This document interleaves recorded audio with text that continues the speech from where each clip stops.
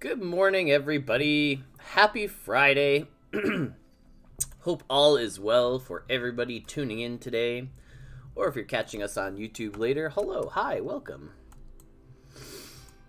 We're just doing some regular stuff to get us going today. Training some Martisans, getting everyone... if you've missed some of the previous streams and we've talked about sort of what we're doing here with all of our Martisans... our base goal right now is getting everyone to electrical level 35. Hey, Up Chaos, CL Gamer, Felix, welcome, welcome. Happy to have everyone in. Ruth, welcome, welcome. We need to feed all of the Martisans today. Yes. We did stockpile some food and water a little while back when I felt the prices were pretty low. I do a lot of buying food and water personally. I don't do too much making stuff myself. I did only get 60 life science recently, so I didn't feel like this was something I was doing a lot of. Welcome, Cacao, Ruler, Miyumo. Welcome. Happy to have everyone. Happy Thanksgiving. Yes, happy Turkey Day if you are one of our American friends. And, of course, we're always finishing up these electrical researches on stream day as they started the night before, which is fantastic. Hey, Winnie Frederick, welcome on in. Bright Aurora, welcome, welcome. Okay, a lot of Apprentice Electrical today. I feel that we have piled up a good amount of Apprentice Electrical. We are going to go and have a look at the professions. Yeah, looks like we've got like a couple of weeks worth just built up, slowly piling up there. We've got some master, but we're sort of at a standstill because we can't level up our own electrical to artisan yet. It's not something that's available, so we've been focusing primarily on fabrication in the meantime, and just whatever else we've got the papers for. Like machining has been a bit of a focus. Like we'll go to these chem labs and we'll do, in case anyone wasn't aware, repair broken power cell 3 is an amazing combination if you have the broken power cells of electrical, chemistry, machining. Like look at those XP drop rates. Pretty good. 150 Artisan is not unlocked for players yet. Hello, Magic Mike, Taltos, welcome. Yeah, we got a couple papers piled up there. I think we we are going to be aiming to read Chapter 3 today. We'll see how our voice holds up for this, though.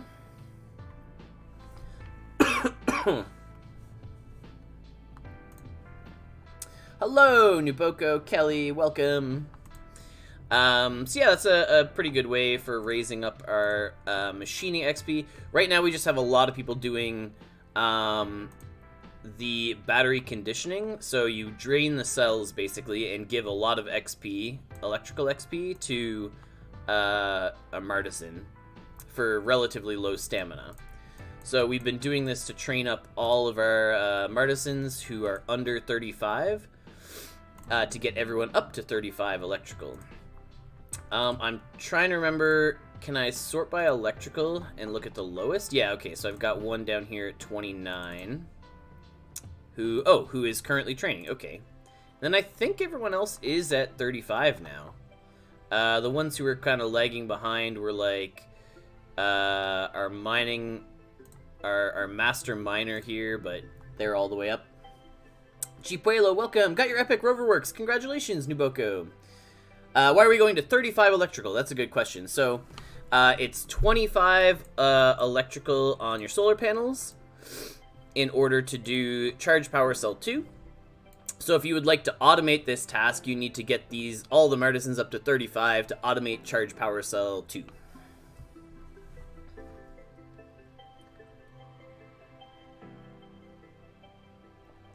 In the training hall, there's a daily task with a timed event. It looks like skills are coming in about a week. If there is Up Chaos, that's news to me, but that's cool.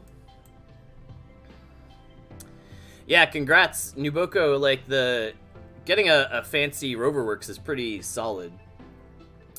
Is the goal for level 60 Martisans, or why only 35? So 60 is a possibility in the future.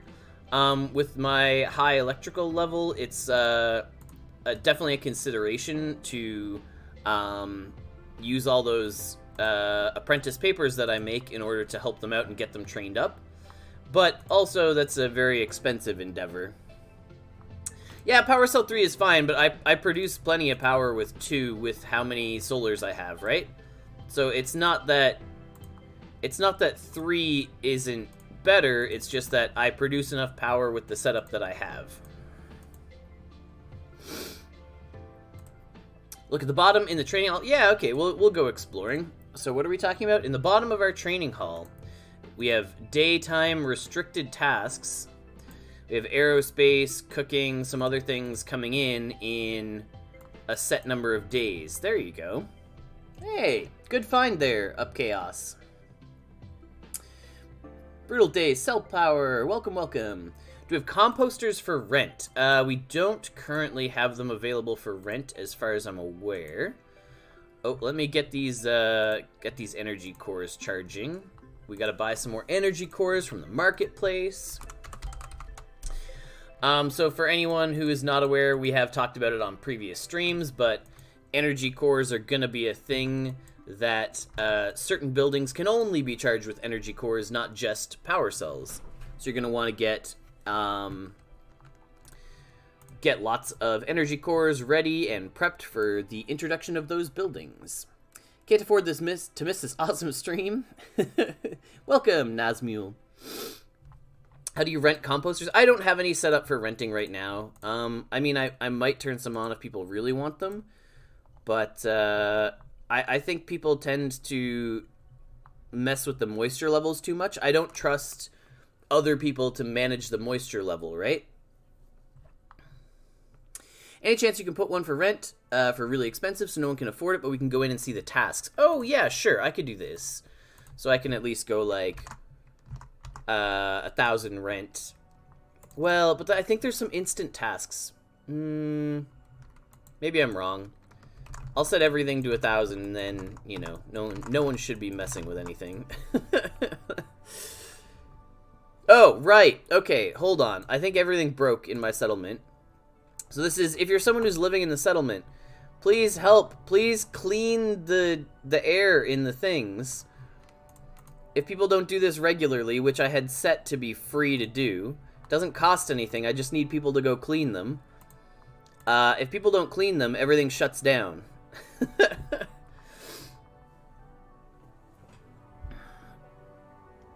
Hey, Babster, welcome, welcome. So yeah, people need to clean the air out of these habitats, or else buildings in the settlement do shut down and become unavailable for rent. Yep. And I think it might actually kick Martisans out of their placements as well, but I'm not 100%. I don't think, maybe. But yeah, try and make your way around. Try and clear the hazards out of these things regularly. It doesn't cost anything to do so. It gives you a little bit of free XP if you do. I never mind doing this, but I'm not always available, and some of these run out pretty quickly. And making sure all these are currently rentable is important so that people can actually do it. So yeah, these are turned on, so you do pay a cost, but 0 for all these. And there's no time component to clean air, right? So this is just free for you to do. Martisans stay, okay. I just saw there was some people complaining about Martisans doing some shuffling recently. This one, same thing, so we'll clean out the air, and then we'll turn on the rent, so that anybody can clean it out again. And we got 2 more to run around and go visit.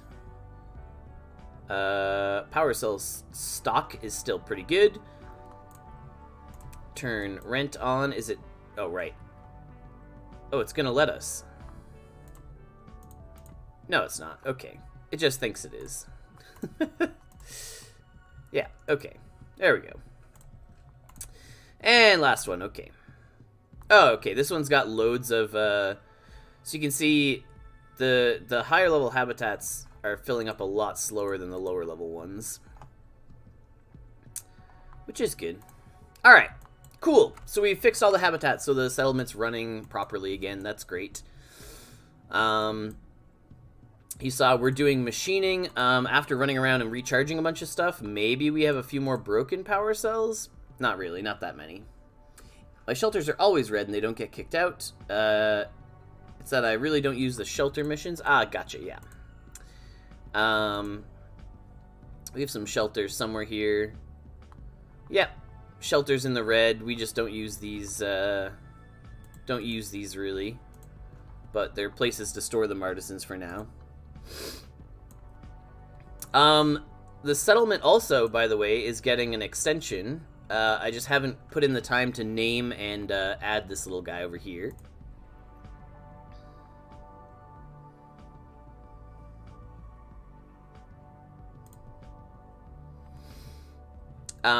We've got... we should be doing some of our regular stuff here. So we should be doing, like, Rusty Rigs. I'll definitely let you guys know if I ever win Rusty Rigs off stream. But, you know, if anyone is tracking, I think we've lost a lot and we've won 0. So right now, are people, if you're someone with a couple of artisans, are you automating a lot of your artisans? Are you planning them out, like, strategically to do that? Because for a period of time, I had automated all my artisans on these solar panels, but I didn't do it in a smart manner. I just sort of kept adding more and moving them, and their tasks were getting paused because I didn't figure out, like, who had enough stamina to do stuff, and I piled too many automated tasks on one artisan. Planning on buying my first one in a couple weeks. Not yet. Need to understand automation better. Yeah. So what I need to do is sit down and kind of go, okay, you're someone with 20 base stamina, so you're able to do the 13 power cells in a legendary maxed panel, where, like, someone with 12 should be sticking to, like, one rare solar panel, right? Kind of stuff like that. But that's going to take a lot of, like, sitting down and planning. So for now, I'm still doing them manually like this, so I can actually just check, like, oh, you have enough stamina, I can plug you in here. Hey, Koopy Bread, welcome, welcome. We've got a wild cricket appearing. I don't know if she's going to come say hi. I automate the things with a low task length to run while I sleep and work, manually do the rest. Fair enough. Yeah, the XP gain, I think, is significant as well, right? If you don't want to lose the XP from automation. Eat schedule and automation don't match. Things get paused often without, even with planning. Ah, gotcha. I also just, like, I'm still trying to level a lot of my stuff, so I'm not automating too many things, right? I have a long way to go with a lot of these guys to get them to where they need to be. If I'm trying to get them to 60, like, they have a long way to go.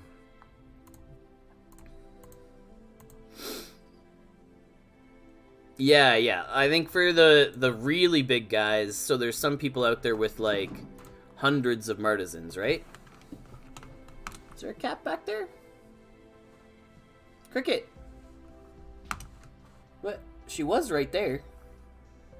Okay, maybe she'll come back.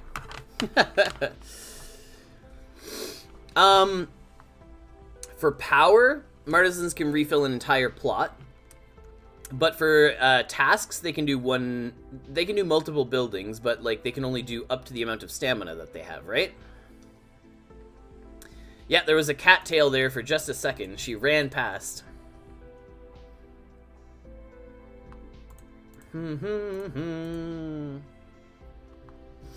Maintain order with food and water. Yeah, that's fair. How many artisans do we have? I think we usually hover around 20. I do a lot of, like, swapping and helping people and trading whatever people are looking for. The ones that I kind of hold on to are near the top of the list. Like, anyone with really high skills for the ones that are coming out, right? High entertainment, high cooking, mining just because it's hard to get.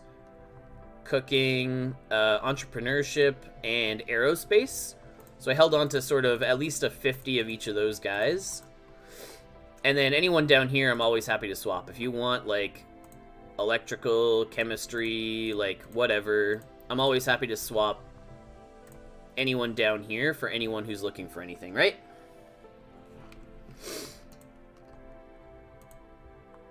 I think most people are... I have all of them trained to 35-ish now. Oh, okay. I have one person left who's at 30. And once we get them up to 35, but now I've forgotten who. Oh, it's you. It's the master cook. Has a couple more levels to go, and then everyone will be 35. So that's a little bit of that. What did we say we were going to talk about today? What was our stream title? We should probably go look at that.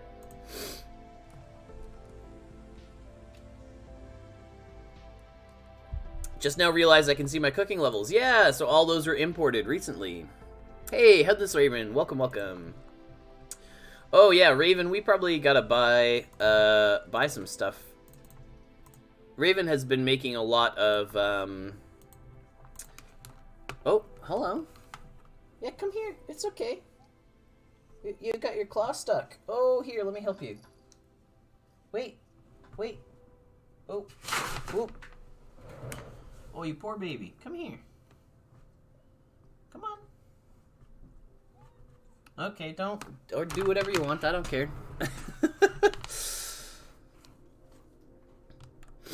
Ah, yes. Yeah, you just have to know which person. Now that they're up at the top of the list. Harder to track people down, right? Oh. That's not who I meant to assign there, but that's fine. As long as they're training somewhere else. We've got a lot of missions coming in now, too. Like... Land surveys starting to finish up, which is exciting. So if anyone needs legendary land deeds, let me know. Got a couple of them coming in. Hey, Jeff. Welcome, welcome. If I understood it wrong, achievements are coming next Tuesday. They might be. I haven't looked at the timeline or the posts for that kind of stuff, but achievements are on the horizon for anyone who wasn't aware. I think there's been plenty of spoilers and leaks and pictures and things of that stuff.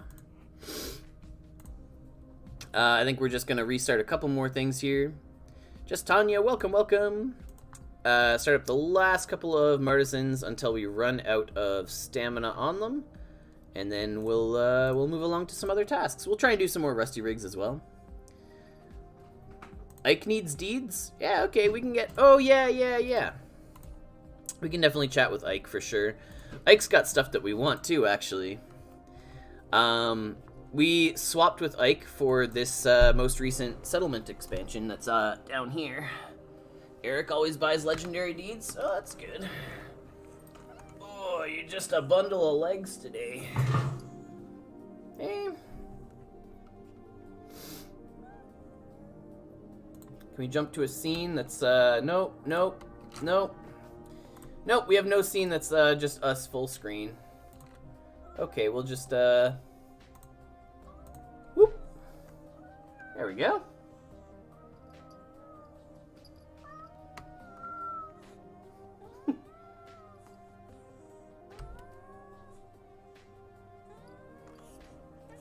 Whoop.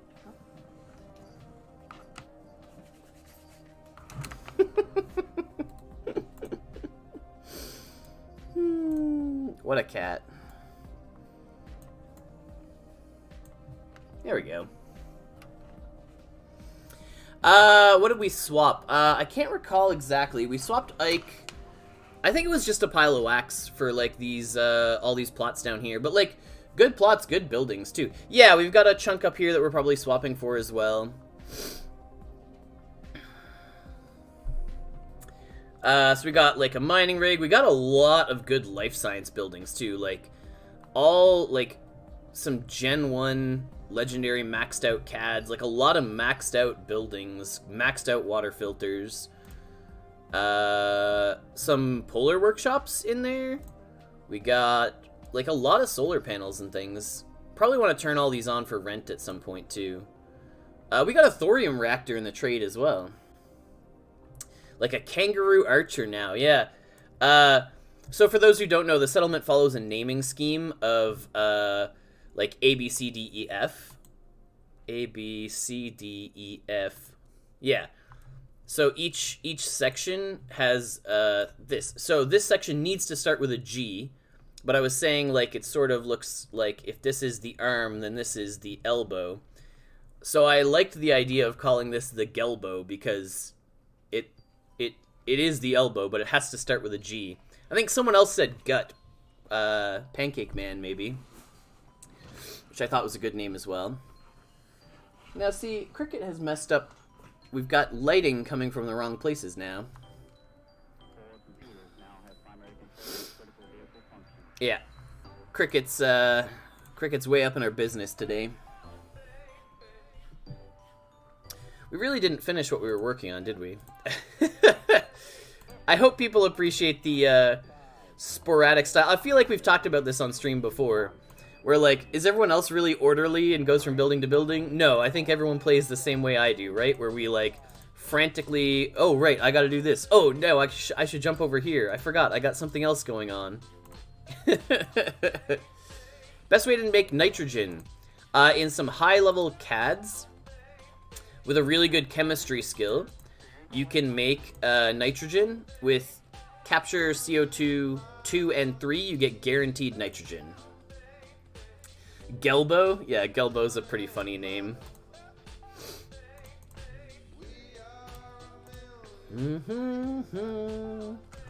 Where's that lighting coming from? Cricket, like, opened up... She messed with my lighting after I started the stream and, like, tried my best to make sure everything was lit nicely.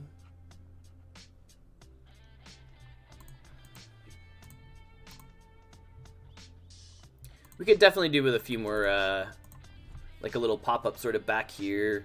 Maybe something else, like, top lit, but...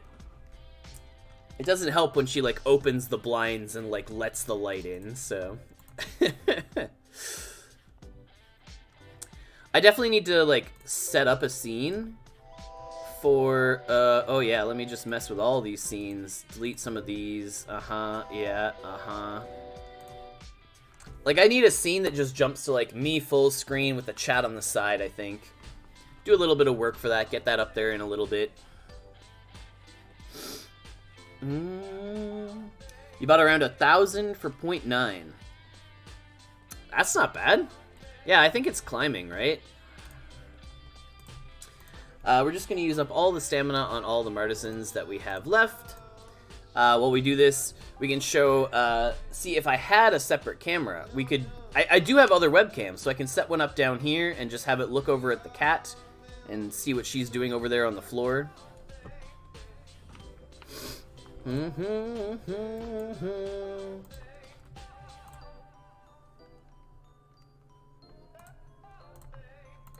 I think we're almost out of stamina. Yeah, we just got a little bit more Martisan stamina to use up here, and then we'll do some Rusty Rigs and probably win some stuff to give away. I think we're also going to give away probably a special composter pack today. I think that's the plan. See if we can get some of those opened up. Coffee bean prices increased 600%. That would be on the Discord. Go check out the Discord, look at announcements, and you'll see why people are doing what they're doing with coffee. I think we don't want to use the stamina for that last guy because we're still trying to train him. So we'll leave some stamina available to train up this. We could probably bring it up here. We have a game announcement from someone. Announcements.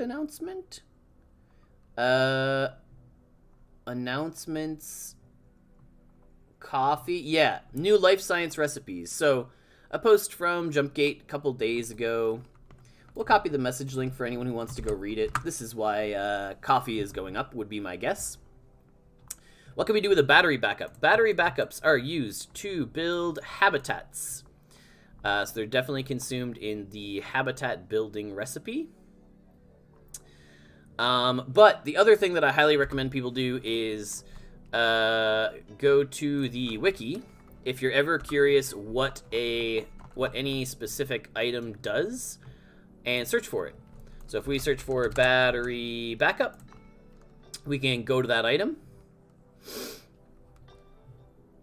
Bop, So we find the battery back up. We scroll down a little bit. We can see where we can make it. So we can make one in the 3D print shop. And we can see that it's used in making habitats and charting surveys in the engineering bay and the rover works.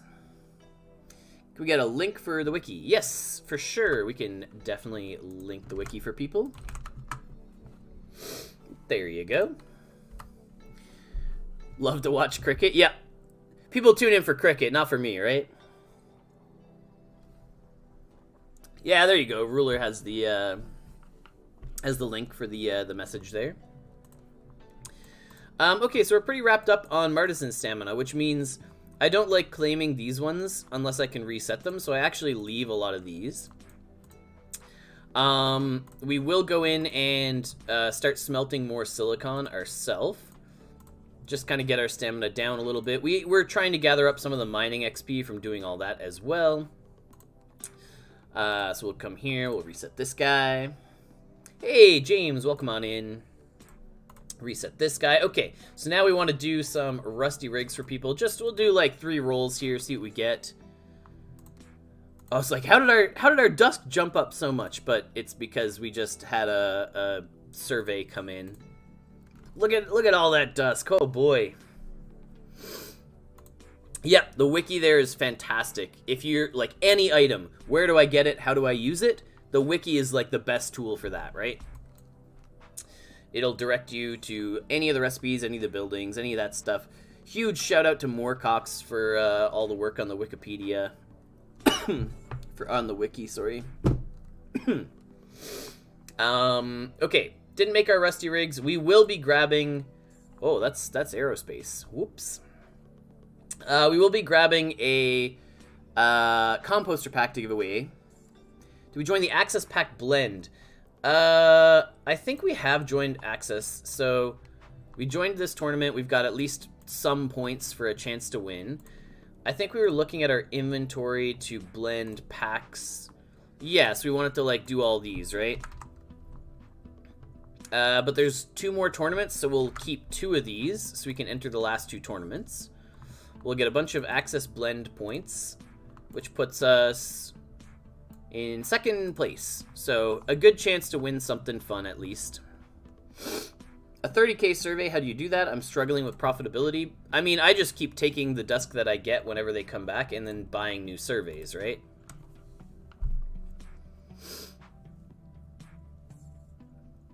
Couple of rusty rigs burned through that dusk. Do I think oxygen will go up with new rocket updates? Same like nitrogen? Well, I am not a smart man, but people much smarter than me continue to tell me that rocket fuel is made with X, Y, and Z.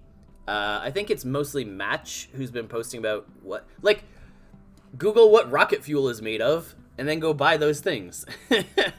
I mean, we've been hyping up gas because all the gases, I'm sure, like, underutilized right now for what they could be doing, right?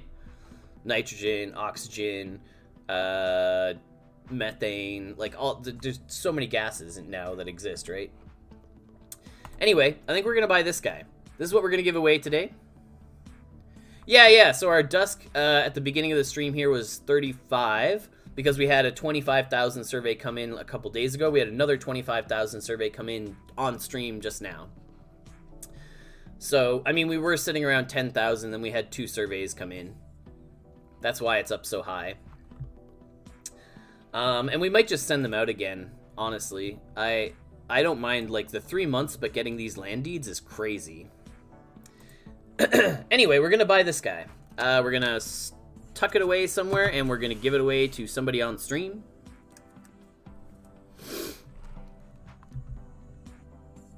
I just can't remember if this guy... You'd rather degen all the packs? Oh, it's such a bad idea. Oh, chat, that's a terrible idea.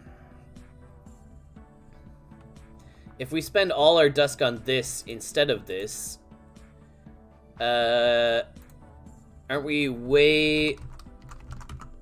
Yeah, we're spending like 1,000 more on average. Do it, but only get to 4K.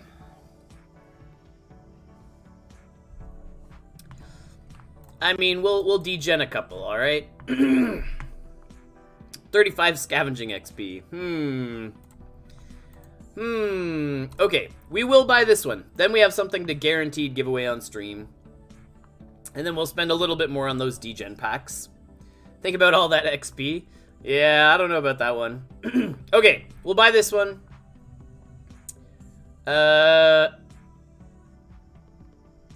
Yes. This is the one we'll give away like near the end of the stream today. So everyone is hoping does this open immediately? Does this give us a pack? I think this opens immediately. Okay. Unless it's specifically a mythic, then we'll hold on to it, but anything below a mythic, even a legendary, we'll give away legendary and lower. Yeah, it's gonna give us a legendary right away here, and then we'll give that away to chat. You want? Yeah, I mean, if it's a mythic, I'll be pumped. I'll take it. Alright. Common it is. As expected.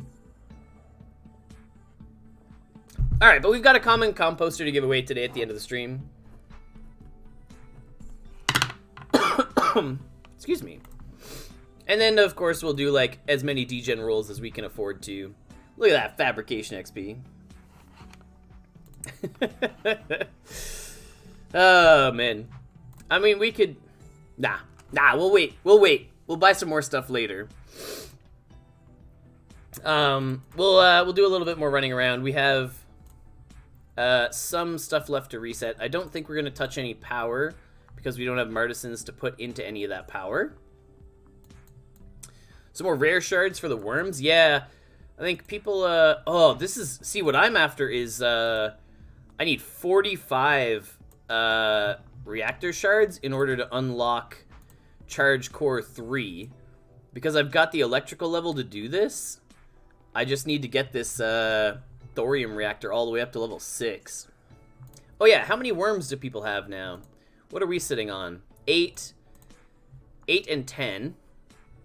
But we're actually managing our moisture. I know some people, like, really messed up and their moisture levels were getting out of hand. Yeah, 45 uncommon shards is going to be a tough time.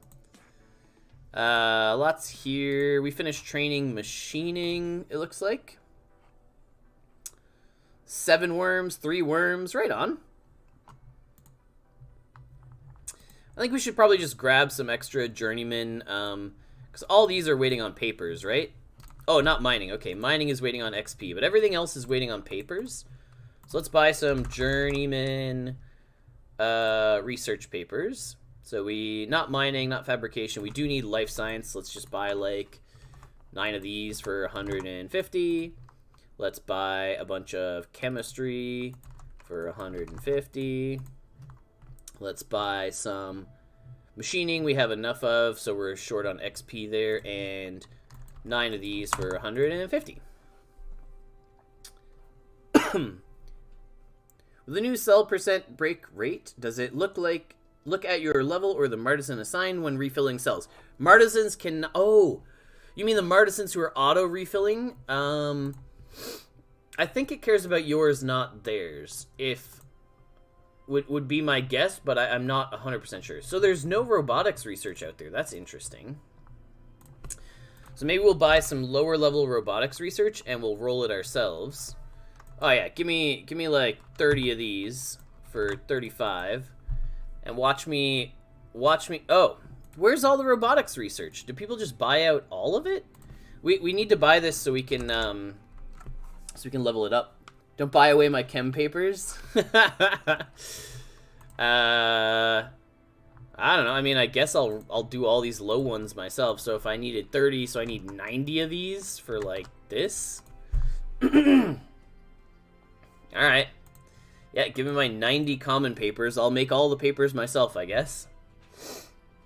All right, so we go to the shop. We go to profession. We go to robotics. We make all these basic papers so that we can make 80% of 39. What do we think, chat? 39, 80. 31.2 is the average. What does chat think? What are your best guesses?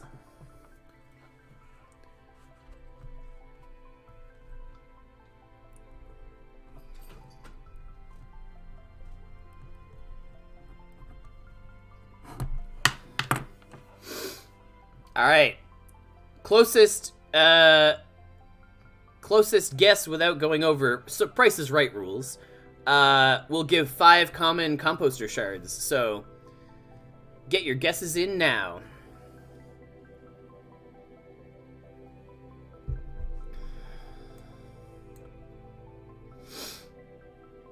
$33, $32. No one has guessed like $31? 31 should be pretty common. Oh, it's out of 13, not 39. Don't mind me. Just us forgetting how math works again.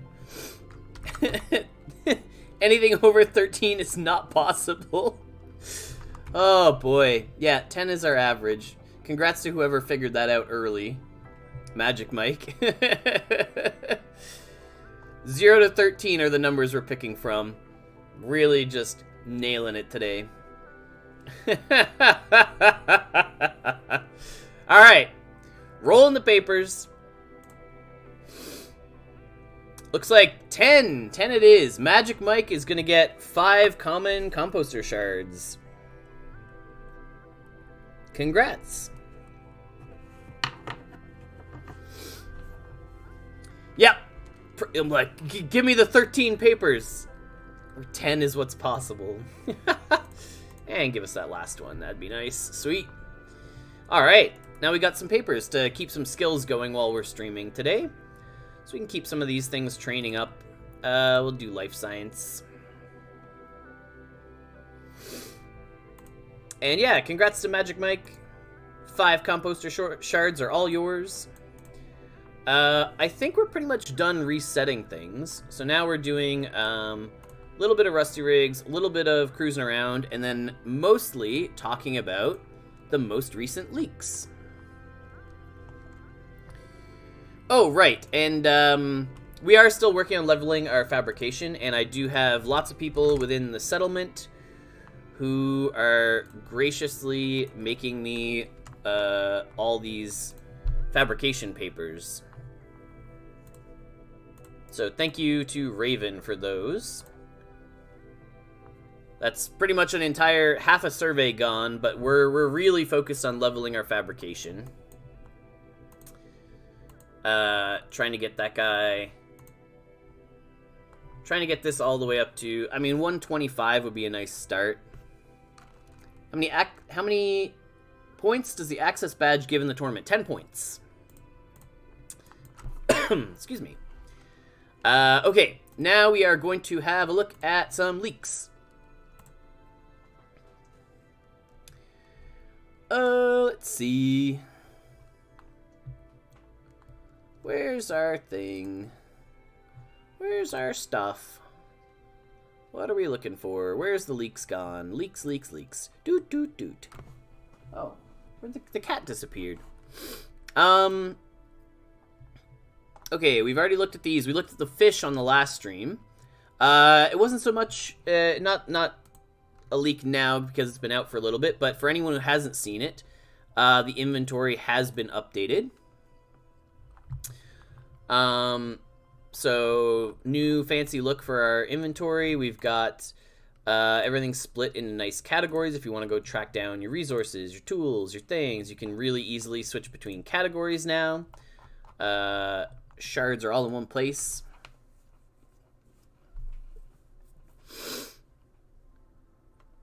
Oh yeah, and we've got our founders drop, last founder drop coming today, which pretty exciting. We're gonna get to that leak. It's the last one on the list there. We're going to open this guy to talk about. So this was basically allowing people who are helping to manage settlements. So someone like Gargantu for me helps manage a lot of my settlement stuff. This allows Gargantu to install buildings that are in the manager's wallet, not necessarily my wallet, to help manage the settlement.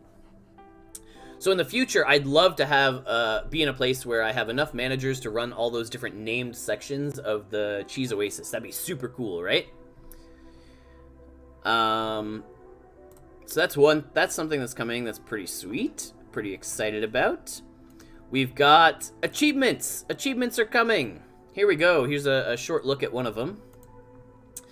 But basically tells you how many people have done it up in the top corner. A picture of it here. What you need to do to complete it. And then depending on when you complete achievements. So achievements are going to be a bit of a race. It'll highlight who finishes them when. So if you're the first person to finish different achievements, your name's gonna be up there. It's there forever. So, particularly if you're someone who can hunt down like the rare achievements, the fancy ones, the ones that are a little bit harder to figure out, yeah, you'll get your name up there for a really long time. And people will try and figure out, you know, you'll have lots of people getting in touch with you asking, like, how'd you do it? Where'd you find it? What'd you do? So last leak in here that we haven't looked at yet that I think is pretty huge is this guy.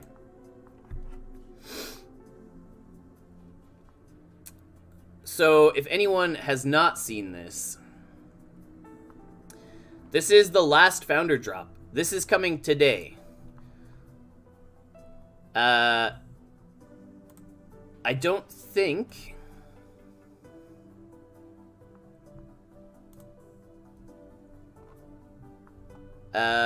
I can say much more than that. Just looking at like, where are my notes? What am I allowed to talk about? This! It's coming today.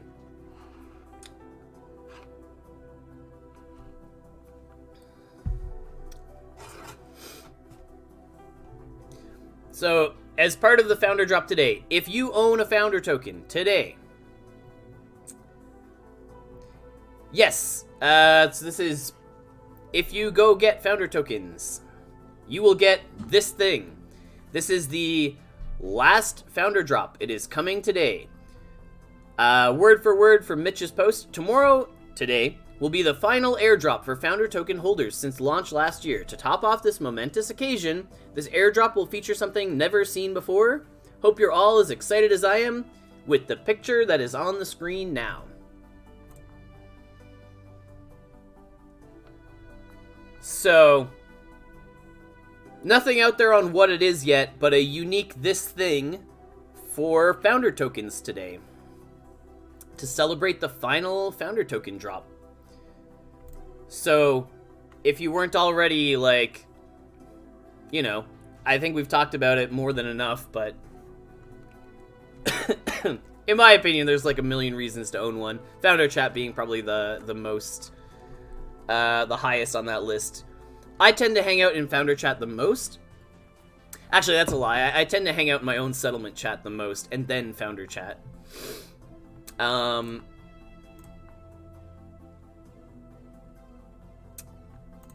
I think we also need to focus a little bit on building up some scavenging XP of all things.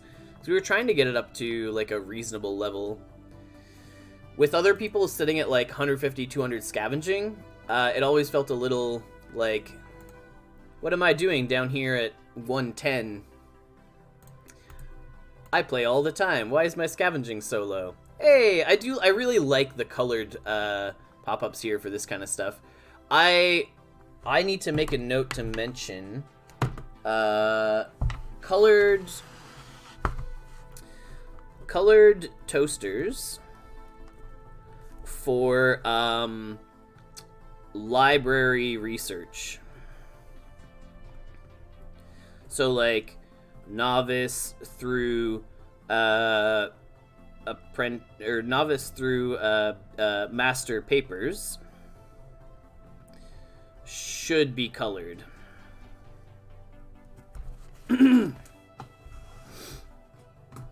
Yeah, colored toasters are great.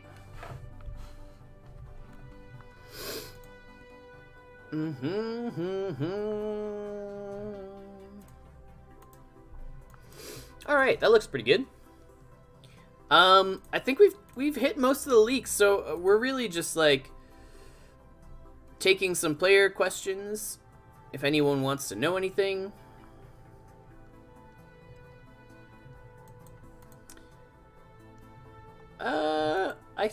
I think we cleaned all these things, right? All of our habitats should be good to go. I think.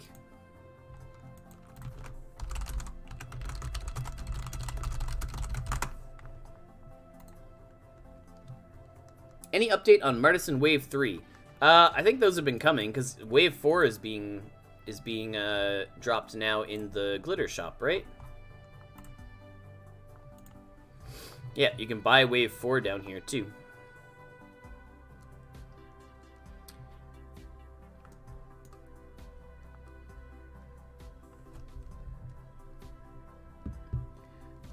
I mean, Winnie, I think you're asking it as sort of a joke of, like, a bit of a joke, but I really like talking about that specific question in a broader sense. Like, the meaning of life on Mars, like, looking at humanity as a whole, and, like, humanity becoming an interplanetary species means that, like, some big disaster event, say we're self-sufficient on Mars, we have capture technology, we're able to basically keep a settlement alive, independent of support from Earth way in the future. That's the concept behind Million on Mars. I think it was that for it to be economically stable from Elon Musk's point of view, it was like 1 million people needed to settle the planet. I don't know that quote myself, that's just what had been told to me. But the idea that if humanity becomes an interplanetary species, that some big disaster event wiping out Earth means that humanity continues because we exist elsewhere is like such a cool, like, achieving that level of safety for us as a planet or as a species is crazy. Like, that's such an awesome concept, such a cool thing to go explore. Excuse me. Just get excited about science and future stuff.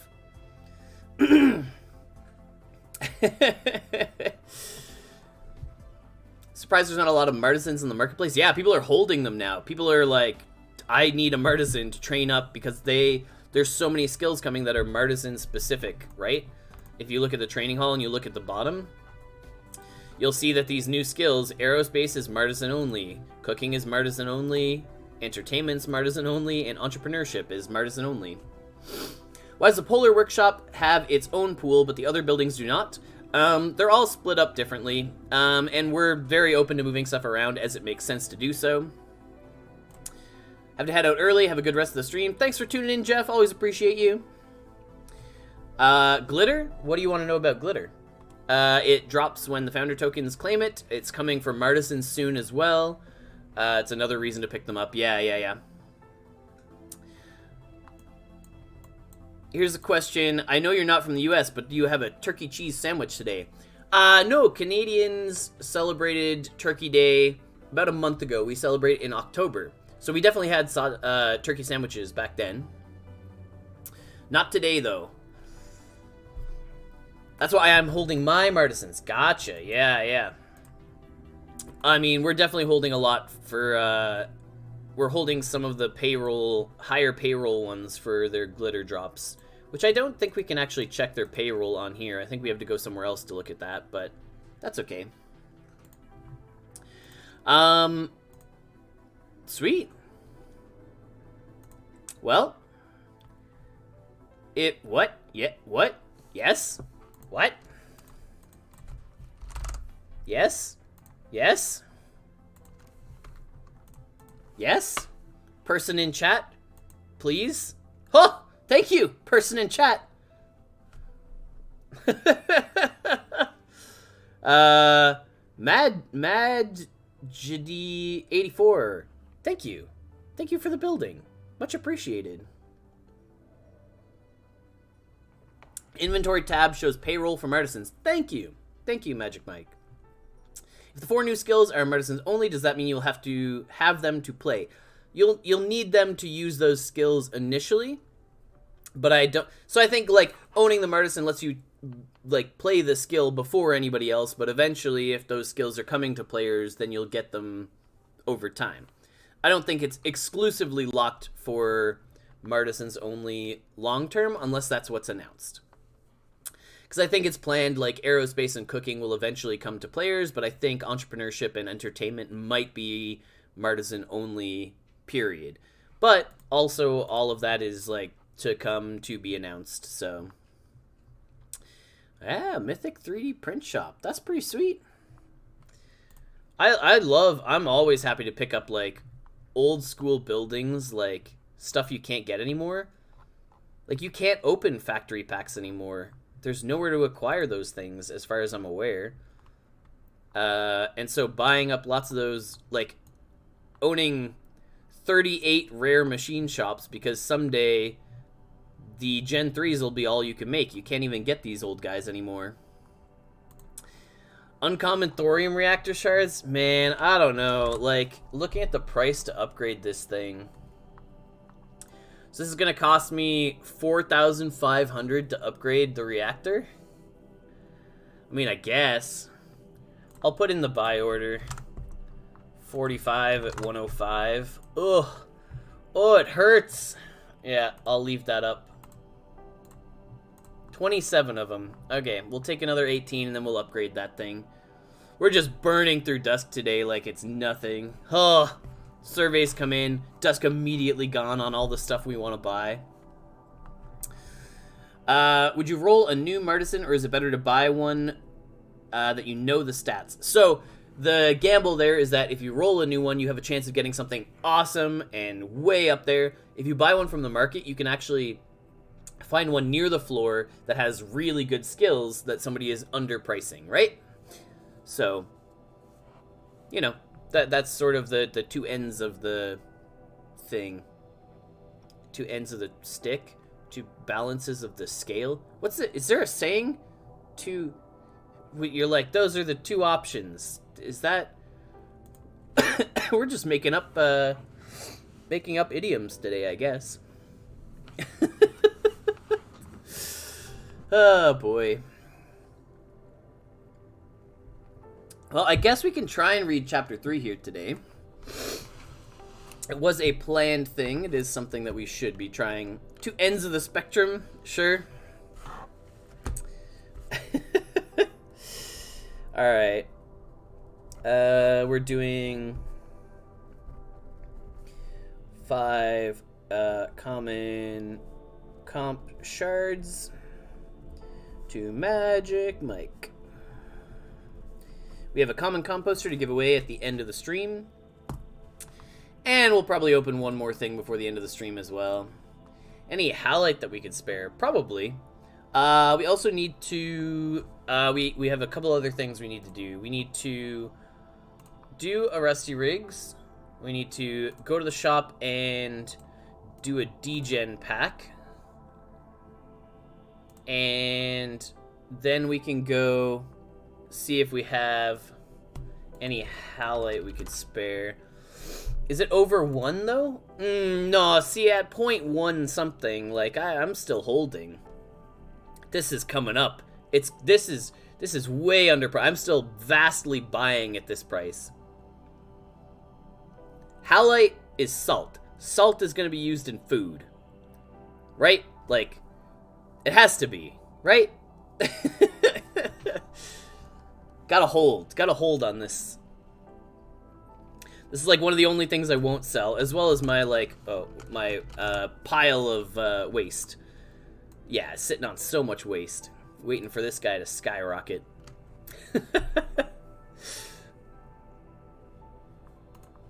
Anyway, claim your research papers if you haven't already. The thing that we always forget to do ourselves. Sure, yeah, how many do you need, Brutal Days? We'll hook you up with, like, a couple. Just if you're speculating, we're not about to drop all of ours.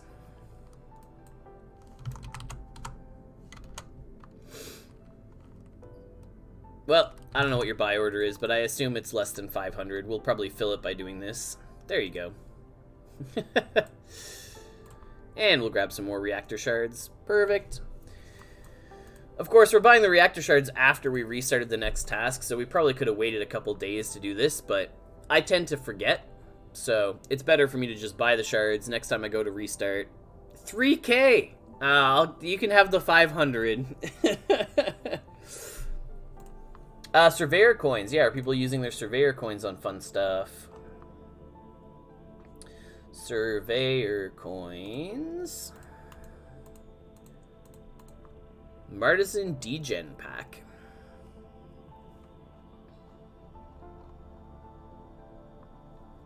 More libraries. I feel like we already have lots of libraries that we just haven't placed, though. Like, our inventory has a lot of buildings kicking around that were, like 5 legendary smelters, machine shops, chem labs. We have 2 mining rigs that we haven't placed. We have 8 greenhouses that we haven't placed. Yeah, a couple of mythic build. Yeah, we just bought this mythic building. Got some thorium reactors, but we can't place more thorium reactors because we can't get the uranium to even turn them on. Like, I do have another one placed over here and upgraded to the point where we're almost able to use Energy Core 3, but we have no way to get uranium to turn it on. Oh yeah, inventory screen's so good now. So much improvement. When is the composter getting a buff? It stops seed sowing until done losing seeds. So seed sowing is net return on seeds right now. It might be a loss on dusk, but that's the market, that's not the task. The task makes seeds. Thorium task, well, so we can't really do anything with the thorium right now. Oh, where's our cooking Martisan? There you are. We need a way to get uranium, so we need, like, oh, I don't know, a uranium mine or some, like, a uranium. I think there were some uranium things added to the market, right? Depleted uranium sensor. I feel like there was some other things that were here that were hidden. Oh, I see what you're saying. Smelt thorium, but yeah, I mean, that's a 5% chance and burns through so much regolith.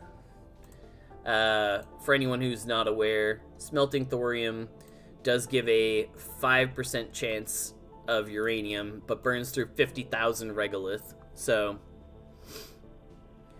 yep, Kelly, it's not always profit return on seeds. There are chances that you could lose seeds, but in general, you gain seeds by doing it over time. On average, you gain seeds. Not always, but on average.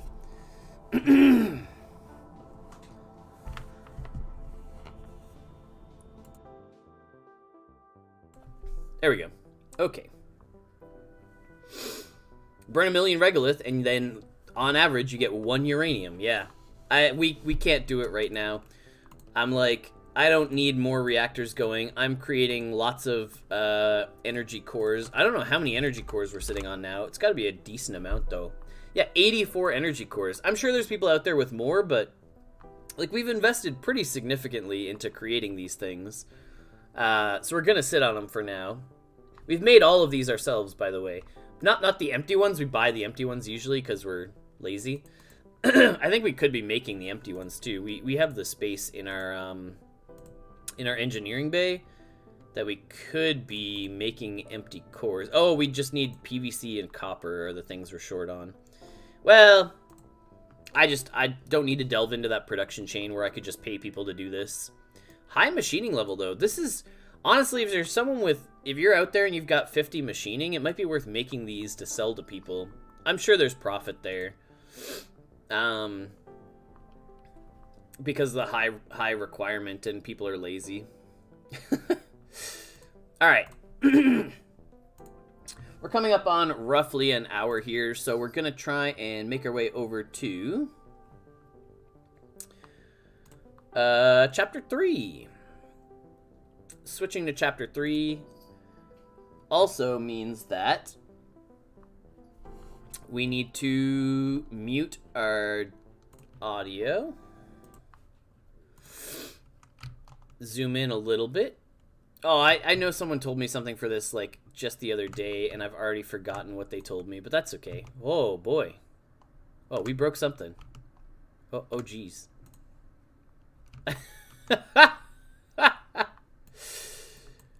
Chapter 3 is action-packed. All right, well, there you go. We'll get Chapter 3 up on screen here, and we'll make our way through. Boop, boop, boop. Boop. Nope, okay. That's one step too far. That's what we're learning here. We can do this, and we can do 3 things. Yeah, sorry, Moorcox. I should read that before I read the next chapter. This is fine for now. All right. So we're doing our video split for recording Chapter 3, and we're doing 101-ish. Chapter 3, start. All right, and we'll give it a go. So apologies if I'm not looking at chat for the next little bit. I will be reading. Chapter 3, Beto. Beto? Beto. Let's confirm it's Beto, right? Before we start reading the chapter and butcher the name the full way through.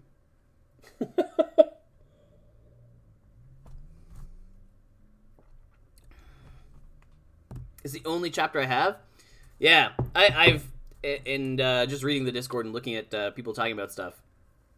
I think these are the chapters that people are pretty hyped for. It's the character that people like the most, which is why I should probably say the name correctly.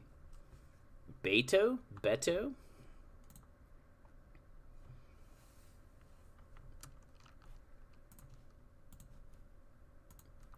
Someone who knows more than me. Let's go find a person.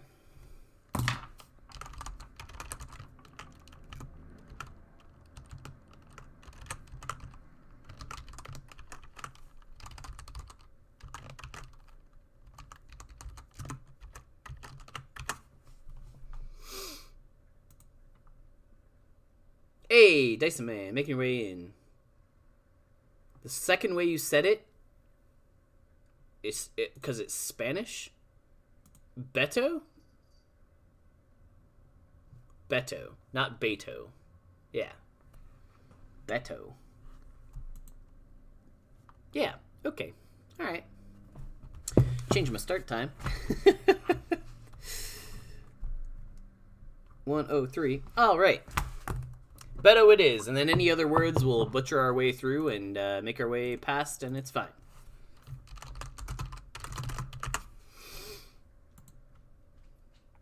Bebeto. Alright. Chapter 3, Beto. July 2031 to October 2032. The original on-air outburst that made him famous was before the Great Disaster. Later accounts conflated the dates, which suited the overall narrative of the origin story of Beto McCoy. But let the record reflect, Beto was always a bit spicy. They were still 4 months outside Mars' orbit when they did the final live on-air interview with Space News Today. The setup was cute. An audience member would be chosen by the host Delta V to ask a question of the crew, who were floating inside the HAB module of the rocket on live video, streaming to a huge monitor in studio. During the 2 to 4 minutes of lag while the question traveled across space to the rocket, the astronauts would smile silently and do cheerful funny things like twiddle their thumbs. Then they'd answer the question. Then they'd wait silently as though listening to the host for 10 seconds. Then they'd wave and say bye-bye for 5 to 10 seconds. Then switch off the audio and video connections. During the 4 to 5 minute round trip delay to get the response, the host would turn her attention to the NASA chef accompanying her in studio, and he in turn would explain to the audience the meal plan for the day on board. In this way, the American public would get a tiny science lesson about the vastness of space and enormity of the accomplishment, while also consuming a morning-appropriate segment that brought our heroes' everyday lives down to Earth. The host would catch the answer and quickly thank the astronauts, and they would appear to say goodbye and end the segment. Delta chose an audience member seemingly at random, but in reality had looked at the audience through her New View Model S glasses and quickly scanned the 3 people highlighted. As she focused on each one on screen, she could see the person's first name, university affiliation, and notes from her producer, Donald Howard University. Questions about forms of governance in early Mars settlements. Celia, NYU, likes the environment. Rusty, LSU, wants to know how to become an astronaut. Boring. First kid, too political. The girl would be earnest and smart. Delta pictured hardworking immigrant parents with a dry cleaner business in Brooklyn. Celia at NYU on scholarship with an approaching engineering degree, probably grad school next. As soon as Celia opened her mouth, Delta knew she had miscalculated. Celia repositioned her body slightly and pushed her left foot out to the side and propped her hand on her hip. Delta realized the shoes were Brett by Brad's, worth a whole semester's tuition right there. The question was well formed and delivered with confidence, poise, and honest expectation of a sincere and considered answer, entitled to a Montessori graduate. Did you know that for the estimated cost of this entire mission, including housing and feeding just the 9 of you for 2.5 years, we could afford to house all of the unhoused people in America and feed them for life? How do you justify this use of resources for indulgences like finding new places to colonize versus helping out here at home? Mercifully, the studio audience was just quiet. Recalculating, Celia was probably a political science major and clerking for someone important this summer. She was probably trying to raise her social influence score in conjunction with social issues as prep to get a staff job on a political campaign. Clever. Not offensive, exactly. Still, Delta knew this was off message for the morning. She attempted to deflect. Turning and facing the screen with the still smiling faces of the astronaut corps, 4 minutes in the past, Delta smiled broadly and said, "What a great question. Team StarQuest, tell us about why human settlements are so important." Then she gave her full attention to Chef Mark Morris from NASA to learn about how micronutrients are preserved in MREs. Delta saw Celia standing awkwardly in her peripheral vision, unsure of whether she'd have some follow-up interaction. But Delta just froze her out until a producer quietly grabbed her elbow and helped her sit down again. Delta was game enough to drink some orange juice in a plastic pouch and tell the audience it wasn't anything compared to oranges from her grandmother's grove, but it sure beat the mimosas at most restaurants. Chef Morris talked about long shelf time and low-sodium diets, and finally Delta got the visual flash in glasses that warned her the video feed for the crew had caught up to the question, and soon they'd be providing their on-air answer. Look at that. 5 minutes and just over 40 seconds, it looks like the crew is catching up. There's that question about the importance of our space program. In the second surprise of the morning, it wasn't Commander Lauren Barnes who started to answer, it was Beto McCoy. McCoy was mostly known as the lighthearted one, often playing a little tune on the ukulele or waxing rhapsodic about Texas Rangers or sometimes giving a chemistry lesson. He tended to avoid any sort of political commentary. "Well, that's not exactly what she said now, is it, Delta? Miss Celia, is it?" "Celia, I certainly agree it would be a good thing if we all got oriented around the things on Earth that would serve the common good, but it seems like we're just not wired that way. I mean, we're managing to raise carbon dioxide levels in our atmosphere so fast that your population of hungry and displaced people is going to increase by 1,000-fold or more in the next century, no matter how many astronauts you embarrass on national television. By a wide measure, we seem to have rejected the idea of any kind of personal sacrifice in favor of the common good for as long as anyone can remember. With just the tiniest of efforts, for example, we could create a great national park in our country, a Buffalo Commons, that would act as a carbon sink for the continent, while restoring some gorgeous land to its native splendor. In a true irony, the regions of the 8 states that would be affected by this, including my own state's West Texas region, have been naturally depopulating for nearly a century. It's like humans as a whole have some wisdom. The idea of Buffalo Commons has been around since before I was born, but it has only managed to collect momentum in the very fringes of public culture. These are the types of sensible things we could rally around together, but we do not. However, time marches forward, and our species has grown to the point that our consumption of resources cannot be met by our beautiful home planet. Just to make sure you continue to have enough lithium in the batteries used to make the watches and glasses that allow you to learn about this stuff, some of us have to get into space and collect resources from asteroids. It's the only way we're going to live long enough. Excuse me. It's the only way we're going to live long enough to be able to house all the people without homes.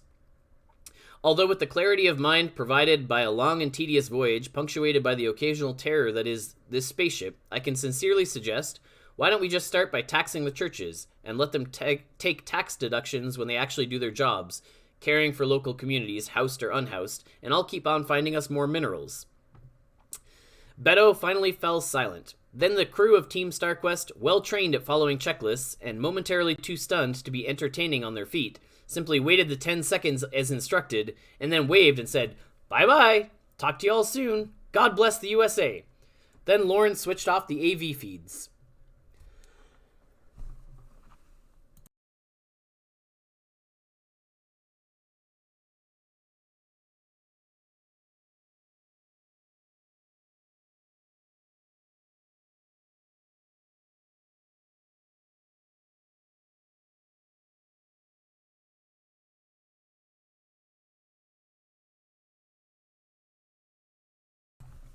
Apologies. Just had to clear my throat there before we kept going. Alright. Well, Beto, we have about 5 minutes until we hear from Terry back in Mission Control. Shall we do a quick medical check? Hopefully you have a fever.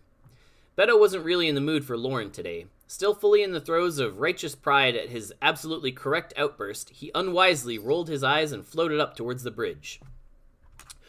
Lauren, honestly, can't we just drop the rah-rah just a bit? NASA's not even in charge here, and you know as well as I do that Leon Dusk loved what I said. Beto saw the flash of anger on Lauren's face before it turned to genuine compassion.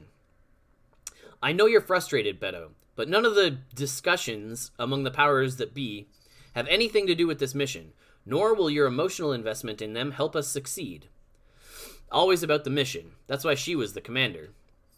Discussions? We've been cut off at the knees, Lauren. That annoying girl was at least half right. If we're not working on mining in situ, we're on a bit of a boondoggle, aren't we? It seems like our scope keeps getting reduced, our PR keeps getting reduced, and we're told less and less about why. We're only here because Dusk embarrassed the Duval administration. If he'd sent in his private astronauts instead to be the first boots on Mars, we'd be on that Boeing rocket that's shadowing us, working on whatever the real priority is. Lauren looked like she was struggling for the right measured response, but was rescued by the sudden incoming message from Terry. StarQuest, this is Mission Control.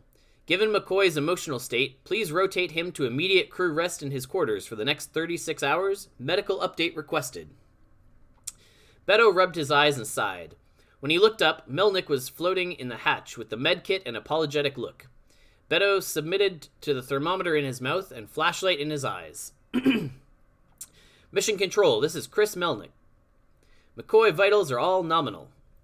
No one said anything as Beto grabbed his notebook and floated back towards crew quarters. He was almost out of earshot from the bridge when he heard the next message come in. Terry again, but sounding, if possible, more irritated this time. StarQuest Mission Control. Reduce McCoy crew rest to 18 hours, then McCoy is to record a 5-minute layman primer on asteroid mining for Mr. Dusk's Twitter. Please send a draft for editing in 24 hours. Acknowledged. Thank you. Beto was starting to have that feeling in the pit of his stomach that told him that sometime soon he was going to realize that he had been the jerk after all. Whatever. Everything about NASA was starting to chafe him. No, not NASA. NASA's bosses. The government. Being a government worker. Being a mushroom. Kept in the dark and fed. Beto pulled out his notebook and began to sketch diagrams. He dusted off a little orbital mechanics and looked at the pork chop plot he had been sketching for their return from Mars. NASA and SpaceX had calculated all of this, of course, but Beto took pride in being more than just a guy along for the ride. He confirmed again for himself what they had already planned. With the amount of extra fuel already waiting at base camp, generated by Sabatier reactors on the surface, the rover mission, since the rover prep mission 2 years ago, they'd have enough fuel to get home if they had to turn around and leave immediately upon landing. It wouldn't be ideal, and the return would be longer than 9 months, but they'd have enough supplies to make it. They'd have to get that refuel and launch done within 14 days, though, or they'd have to wait for the next launch window that opened February 5th, 2033. Beto was finally absorbing in his full body the true weight of his commitment. Unless something went badly wrong right at the start, he would mark 456 days in the 456 days in the harshest environment to human life that Homo sapiens had ever attempted to make home. Almost 1,000 days in total, from takeoff to splashdown, until he'd be back home in Texas. Those week-long jaunts to the Lunar Gateway were feeling like day hikes now, and this was climbing Mount Everest. He amused himself by making a small hash mark on the inside of his cover to mark his time like a hostage. He had the dissonant thought that he wasn't even supposed to be here, and the guilty pile-on idea that he was taking a spot meant for someone better suited to it. He was qualified, of course. He'd always qualified for everything. Got the grades, joined the football team, made quarterback, kept a good attitude, dated the best girls, got into the right colleges, and studied the best engineering disciplines to keep his options open. Joined the Air Force to be a patriot. Applied to the elite astronaut corps. Cricket, okay.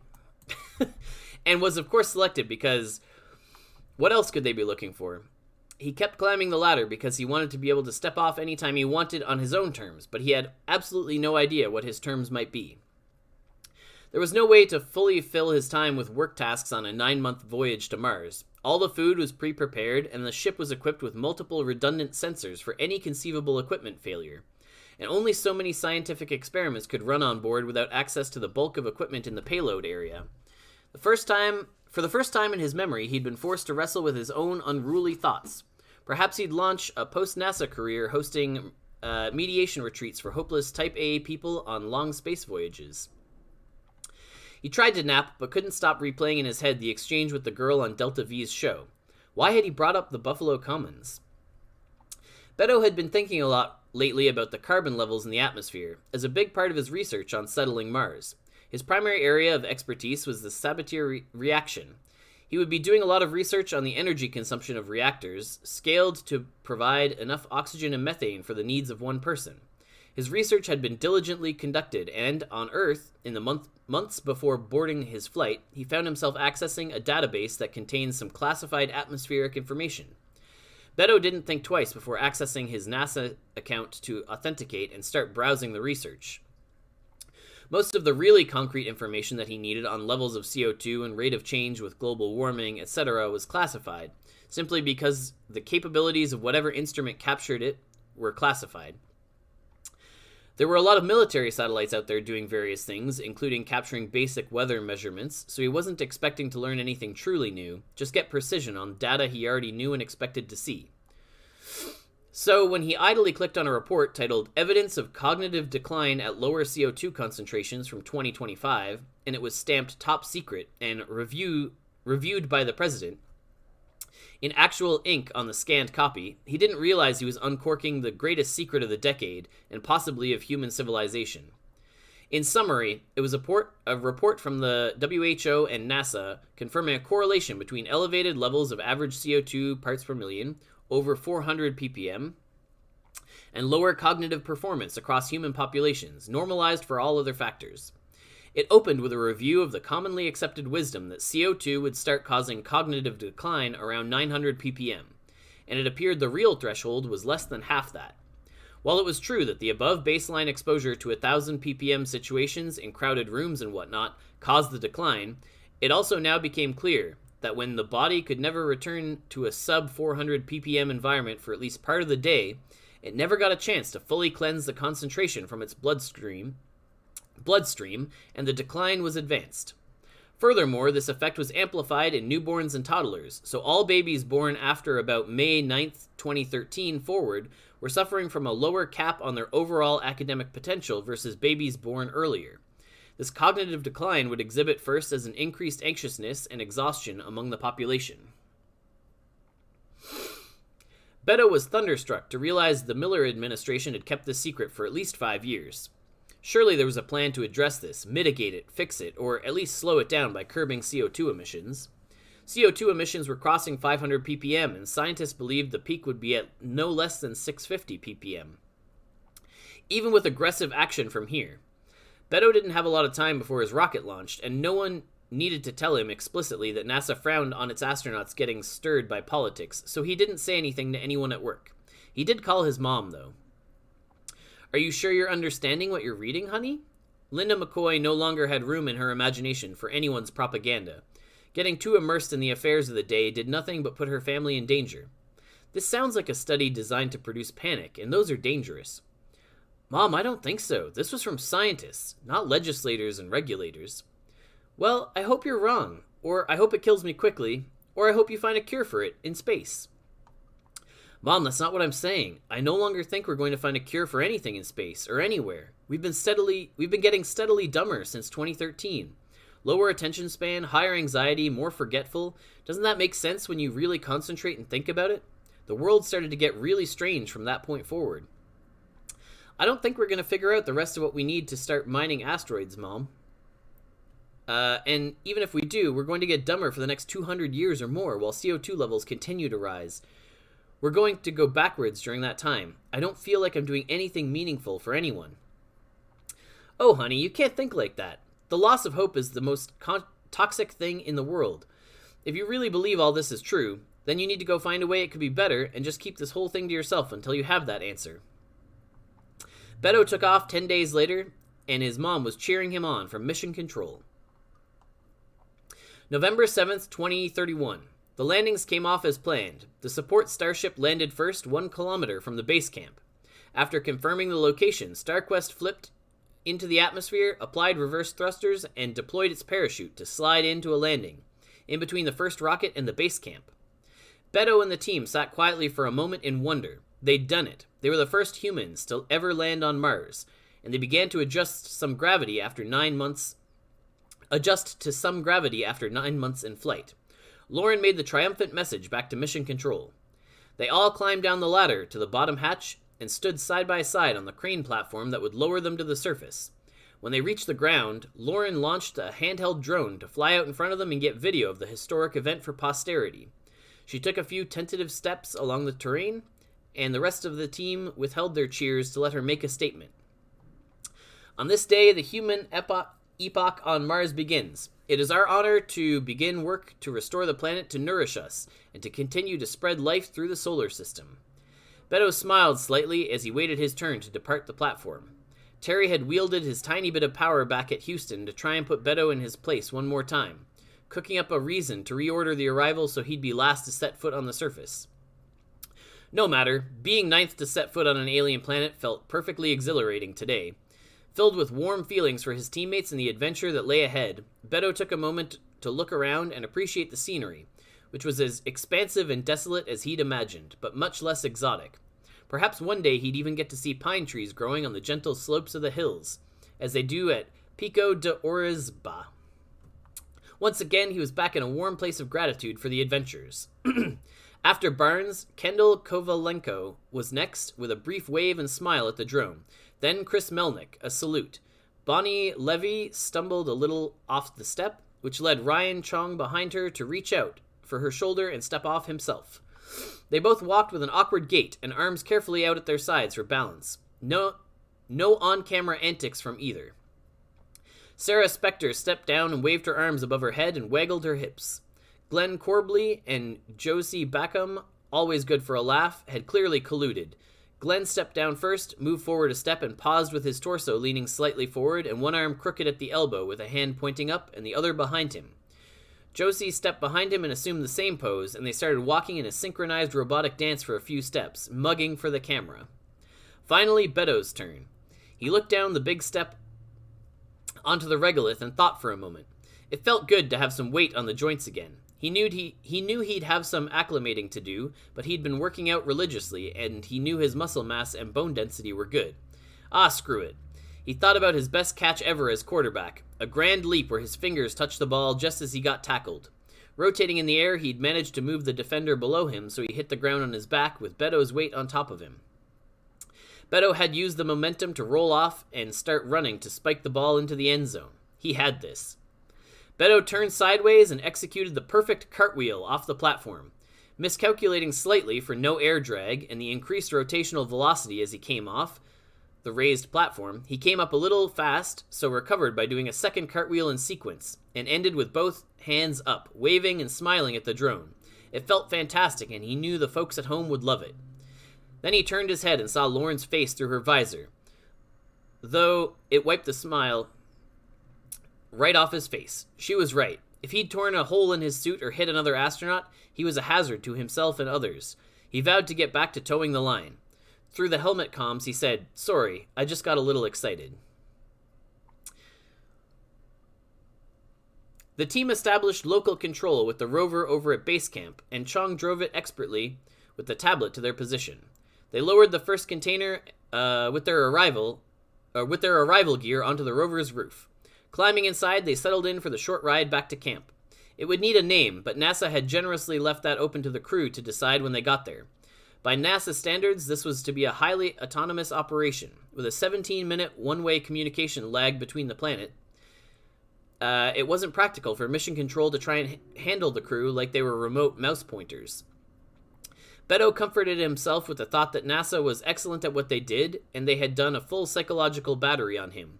Sure, some of his free thinking was thought of as valuable. Surely some of his free thinking was thought of as valuable. In just a few minutes, they had arrived at camp, which Lauren was calling Waterloo as a trial balloon. It was a sturdy-looking concrete dwelling with big windows. They drove into the garage/airlock and waited for the rover to be rinsed off and air recycled before they disembarked. They all descended the stairs to the ground while wearing their suits just to be safe. They walked through the acoustic scrubber to vibrate the dust from their suits, and they toured the facility briefly. Then, returning to the airlock to remove their suits, they entered the hab properly. Beto stretched his arms over his head and did a few torso twists. It did feel good to be on solid ground, and at 1/3 weight was a trip. Beto bounced on the balls of his feet a couple times to test the feeling. "All right, that'll do, Simone Biles," Lauren noted dryly. Josie piped up from the comm center where she'd taken up a chair. "Look, Beto, you're a meme." Josie scooted the chair back and showed her scrolling Twitter feed, which was full of gifs of Beto cartwheeling and variations on the phrase, "Sorry, I got a little excited." He didn't have a chance to say anything before Lauren made an actual tired lady facepalm and said, "Okay, fine. You've got the first shift on comms and media." November 21st, 2031. Back at home, Grandma Calvo would be getting to work brining a turkey for Thanksgiving. No one in the family ate much meat anymore, but they kept some traditions. Only Grammy retained the ancient knowledge of cooking a bird to keep it moist, which Beto and his cousins kept trying to establish as an old Tejano recipe. But Grammy was unsentimental every year when she'd explain that she'd learned the overall technique from Alton Brown's cooking show, where he broke down the science of temperature and salinity and whatnot. The Moncalvo-McCoy clan were rationalists through and through. Here at base camp, Corbley was doing his best to dress up some MREs with all the fixings in the microwave.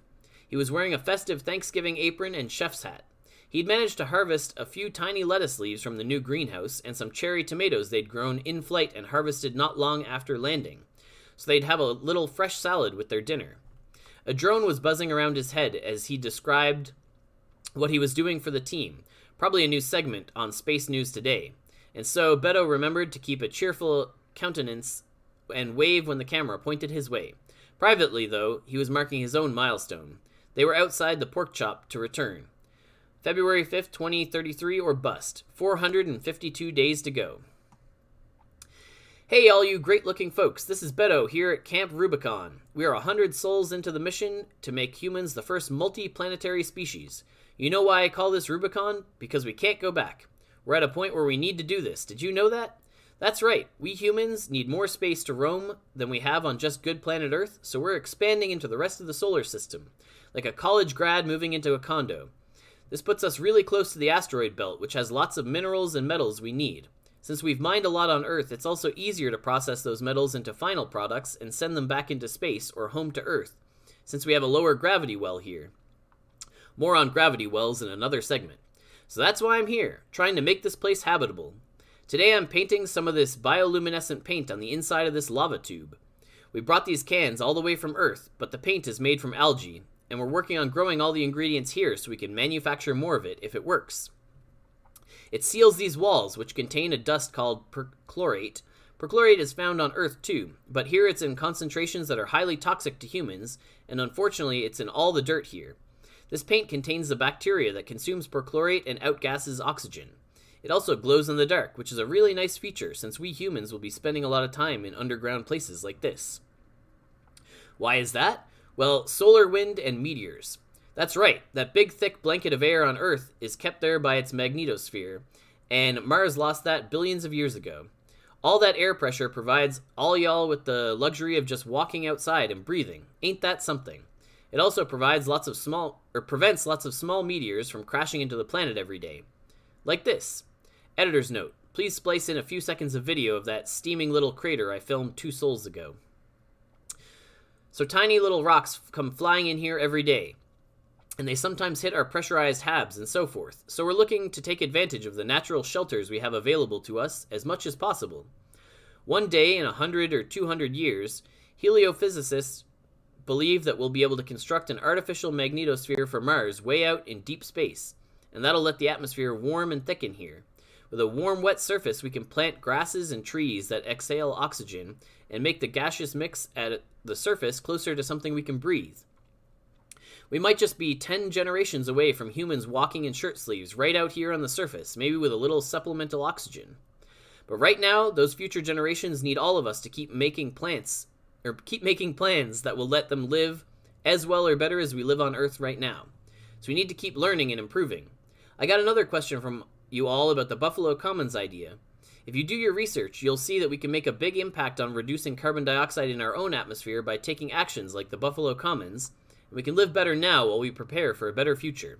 We just need to focus. Get outside, pay attention, and focus. It'll be a heck of a lot cooler if we do it together. Okay, that's about enough for today. Beto out. Beto pressed stop on his wrist display and sent the segment to NASA. He finished painting a wall with the white paint and tidied his supplies into a mini rover. Less than a year to go. He was starting to feel good again. He had purpose in his mission and a plan forming for when he got home. He wanted to work on making Buffalo Commons a reality. Sol 214. That's June 14th for you guys at home. I'm approaching the halfway point on this mission. Not gonna lie, looking forward to steak dinner on a beach somewhere. Beto was about to report on methane production and oxygen production when he heard Chong cry out from the other room. Kovalenko, did you see that strike out north, maybe 500 meters? Kovalenko was outside the hab in her suit, setting up a case full of drones, called dragonflies, to map in fine detail the surrounding 30 square kilometers. She reported back through the speaker on Chong's panel, "No, but I see the dust cloud. I'll go check it out." Okay, Chong sounded nervous. The dust cloud in question was a distinct plume about the size and shape of the tornado that flattened Dorothy's farm in The Wizard of Oz. Due to the thin atmosphere and reduced gravity, dust that got stirred into the atmosphere tended to hang in space for much longer time than it would on Earth. Something wrong, Ryan? Beto looked around to see if he could spy Lauren nearby. I got a visual on it. My eyes might be playing tricks on me, but it was falling too slow. As Beto watched Kovalenko clamber carefully into a buggy and start driving towards the dust plume, Chong used the inside panel to dispatch one of the dragonflies to mark the spot where it was beginning to settle. Once it got in place, Beto couldn't resist crowding on the monitor next to Ryan as they watched the dragonfly's view as it descended a bit towards the fallen object. Both men exhaled when they realized it was already covered in a layer of regolith. Kovalenko arrived and jumped down from the buggy, approaching the dragonfly. She squatted carefully and reached down, brushing the regolith off the top of the object. Already something was strange, as any meteor should have been too hot to touch. Then she reached down and pulled it up for all of them to view. It was another dragonfly. Not one of theirs. It had a CNSA logo on it. It was a lightweight model, which meant it had to have been launched from somewhere less than 10 kilometers away. Kovalenko looked around the landscape, but she didn't see anything different than the usual harsh and lifeless surroundings. With a shudder, she threw the drone in the back of the buggy and drove towards the hab. NASA had thanked them for information on the drone and advised them to store it far afield of the hab in one of the waste drums, and then it was never mentioned again. Beto wasn't surprised. Apparently we lacked the attention span for outrage over things like espionage anymore. Beto knew the China National Space Agency had landed some rovers a couple weeks before their arrival, but they were supposed to be thousands of kilometers away, near Labyrinthus Noctis. Not close enough for anyone to come by for dinner.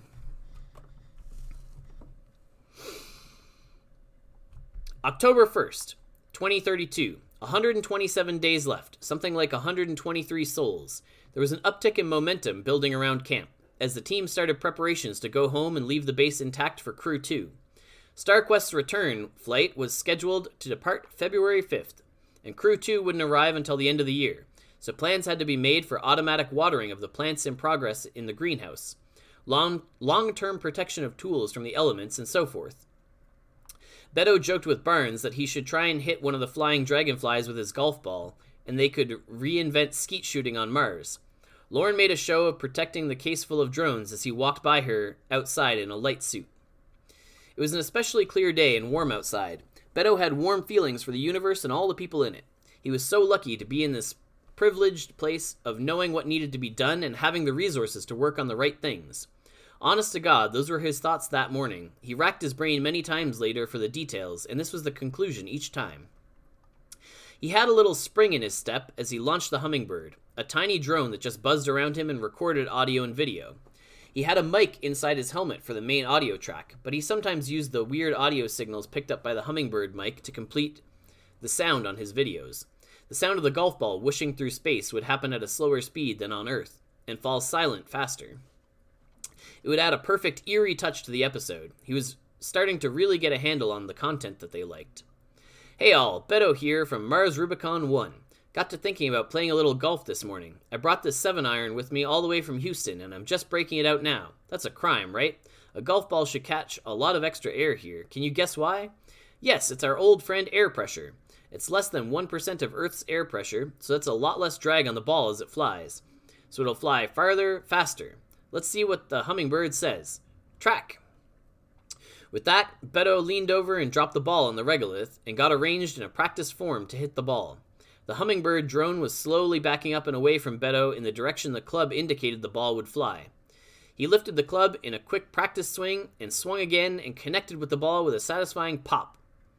The Hummingbird camera swiveled as it tracked the ball across the landscape until it finally hit the ground and started rolling. How long was that drive? Beto asked his wrist, reading the display and replying to the camera. Wow, 2,043 feet. I just so happened to have some video NASA took of me at the driving range with the same club a week before I left on Earth. On that day, I hit 275 feet. Now, I haven't just been eating my Wheaties. That decreased wind resistance and lower gravity helped keep that ball aloft, but you heard it here first. Golf Mars. Hummingbird, track me. Okay, let's walk over and see what Chris Melnick's doing in the lava tube. We can see Commander Barnes has already dispatched some dragonflies to go pick up my golf ball out there. We try to be really conscious of anything we leave in the environment here. Seems like a thing we should work on some more at home. Anyway, so on over to Melnick, who's studying some crop growth in the test gardens out here. Beto looked over at Barnes, who noticed him and the Hummingbird and shot a picture-perfect smile and wave in the direction of the drone, and then turned his attention back to Melnick. In the entrance to the lava tube, which was only 200 meters away from the hab, and in the distance beyond the hab, the StarQuest could be seen. StarQuest's shadow, Remus, was directly behind Beto by about a kilometer. So it was that 17 minutes later, Mission Control in Houston and a small collection of people watching NASA's live stream on YouTube saw the shutter, saw Beto pause and assess whether it was an earthquake, and start to walk towards the lava tube with a bit more purpose. And then the hab get hit. Beto was knocked to the ground from the shudder of the close-by impact.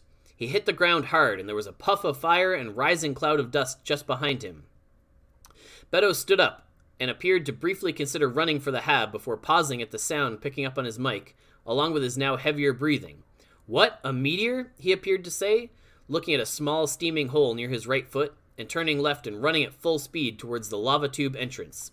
The Hummingbird tracked him over and above his left shoulder all the way to the tube entrance, and then ducked down and in with him. Melnick looked stunned, standing with the alert button in his hand. The hab is struck, he said. There's a lot going on. Are we under attack? Beto surveyed the landscape as best he could from that vantage point. He could hear a terrible groaning from the direction of StarQuest, but he couldn't see it through all the dust. He could just make out Barnes trying to run in his direction, but dragging her leg and falling. He ran back into the melee towards her. As he looked at his feet, he realized the steaming holes were spreading damp, spongy regolith. The ground was soft, and he twisted his ankle and fell forward at one point, catching himself and pressing on towards Lauren. He grabbed her, and it was clear it was bad. She had a gash in the leg of her suit, and the auto tourniquet had deployed so it was making her entire leg numb, and she was drifting in and out of consciousness. Beto wrapped her arm around his neck and ran, pulling her along with him as best he could. When he got closer and Melnick could see what he was doing, he ran out towards him and grabbed Lauren's left arm around his shoulder, and together they dragged her into the cave entrance. Inside, they could hear low-frequency booms, which was terrifying, as sound travels such a short distance on low-pressure Mars. That meant the sounds were unimaginably loud and large wherever they were originating. Melnick grabbed the first aid kit for the toxic perchlorate dust in any wounds, and Beto pushed the emergency pressure button, which blew out an airbag with a hatch ring, and he used to pull over the three of them and secure the plastic door in the ring, causing a ding and the sound of positive air pressure. At this point, the hummingbird was outside the giant plastic bag that was the emergency shelter, but it was still tracking Beto. So it saw in shadow through the translucent plastic as Melnick and McCoy cut off Barnes' suit, wiping her down with what was probably perchlorate wipes, and then Melnick dressing and bandaging a wound on her thigh while McCoy removed her helmet and squeezed some water into her mouth. Then he covered her mouth and nose with a respirator. He and Melnick then carefully wiped all the dust they could see off themselves and the interior of the bubble before taking their helmets off and stripping down to their undersuits. At that point, the comms receiver dish and its backup were both destroyed, so the hummingbird stopped transmitting. It kept flying outside the plastic bag, fixed on McCoy's location, until it ran out of batteries 4 hours later and flew quietly to the floor and stopped. It startled Beto, who had been sitting up awake alone for the last hour. He'd been trying to watch what he could through the layer of thick plastic, now a bit foggy with condensation, out through the mouth of the cave and towards the hab and the two rockets standing unprotected. Those were definitely rocks raining down. Ejecta. There had been an asteroid strike nearby. That he was certain about. There was another low boom. He saw in the middle distance a puff of fire quickly extinguished. Must have been the saboteur reactor, igniting the methane in its storage tank fed by the oxygen tank next to it until the oxygen was consumed. That was definitely bad. Beto couldn't see through the dust if the hab was totally destroyed, and he had no network access on any device that he could access. He kept hearing a terrible groan, and finally he was impelled to try and see further to the north of his field of vision by pulling the whole shelter towards the mouth of the cave. Barnes was unconscious on the floor of the cave. She hadn't quite regained consciousness completely since the incident began. Melnick had finally collapsed when the adrenaline wore off, and curled up on his side and closed his eyes. Beto pulled on the shelter till it was snug around the two of them at the back of the cave, and peeked out around the corner. There he saw the emergency lights on all over StarQuest as she listed to a terrible angle off the vertical, and the metal groaning each time she shifted. Finally, the other saboteur reactor between the rocket and the hab blew much like the other one, and for a brief moment the entire landscape was well lit. Beto could see the terrible truth that the hab was rubble, and their ride home was listing precariously. It would never fly off the surface. The backup rocket, Remus, appeared to still be upright, but was doubtlessly being pummeled by small ballistic rocks as well. Beto tried to think of a way out, some kind of plan. He moved back towards the inside of the cave, giving Barnes and Melnick a bigger bubble of air around them to help with any claustrophobia, and then sat down trying not to hyperventilate. They had enough air for 21 days for 9 people, so 63 days for 3 people. They could reach the emergency MREs and water, which would last 30 days, and they just needed to figure out how to get enough food and fuel onto a working rocket to go home. The nearest help was a year away. As Beto pondered this, he felt a shudder and heard a sickening noise, and realized StarQuest had completely fallen over to the regolith.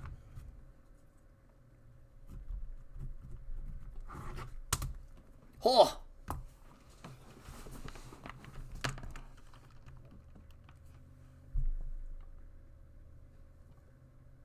Man, what a wild chapter, hey?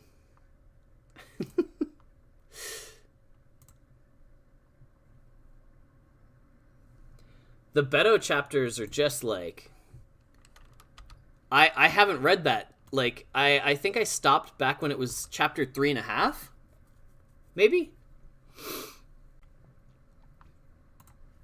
Let's get our music turned back on.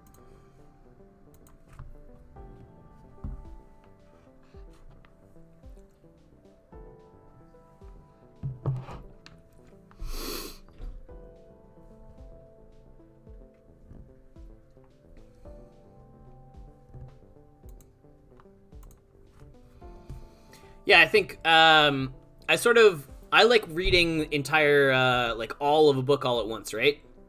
And so I think I read chapter 1 and 2 as they came out, and then I read half of chapter 3 or maybe half of chapter 4, wherever it was that they paused. So maybe I had read chapter 3 way back when. It sounded pretty familiar.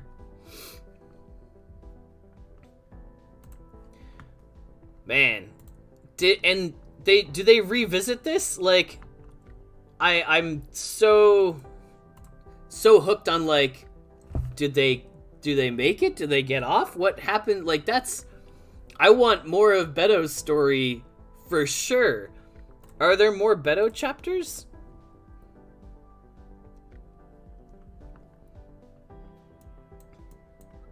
Velma, okay. Chapter 5, Chapter 8, Chapter 11. Okay, cool.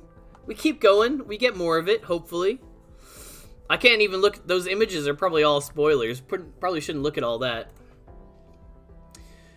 Coffee is skyrocketing because of cooking. OG Halo player, there's a post in Discord that talks a little bit about what's going on there.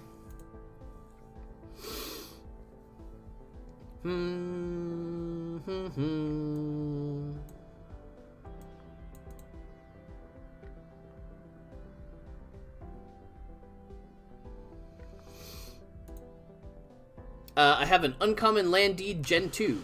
Nice. So you need to go find an open spot on Mars in order to claim a plot of land with it. I think currently that might be MC 18, 23.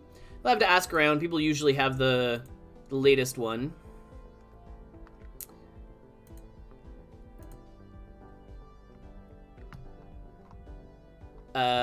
Just checking to see.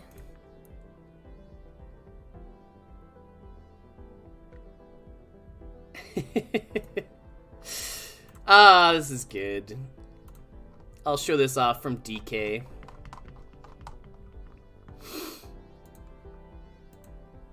Do we click some rusty rigs? We'll click some more rusty rigs for sure. Will yeast be used in cooking? I mean, probably. If we're making bread, then yeah. But, I mean, yeast is used in lots of recipes. The weekly drops. Today is the last Founders drop. None of the maps here have any available plots. I mean, there's got to be open plots somewhere.